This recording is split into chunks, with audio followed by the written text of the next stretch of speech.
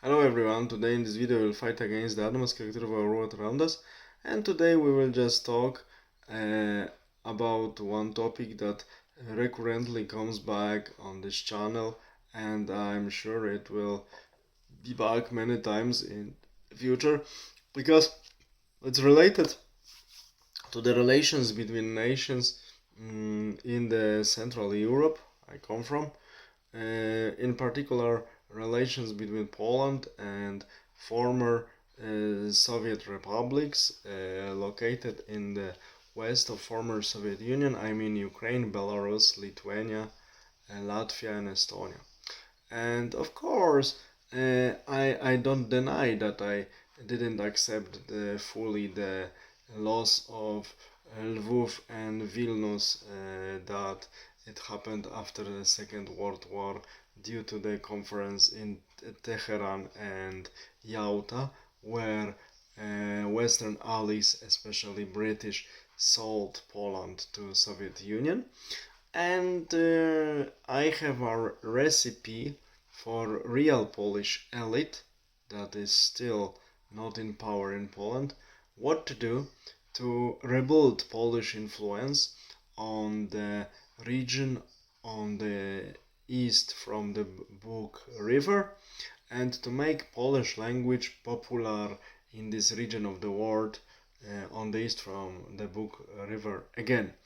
First of all, Poland should invest in development of economy, technology, and invest in the spread of culture and different foundations, finances, and different initiatives involving young people, like education, scholarship, and so on, like Germans do in our region, to create pro-Polish option in these post-Soviet countries, former west of the Soviet Union.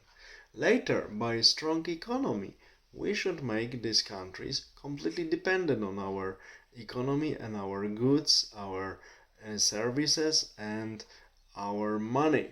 Then, after we dominate their way of thinking, historical and cultural narratives, plus their economies, because their identity is weak, we could slowly incorporate them as a great federation of Poland and other Central and Eastern European nations.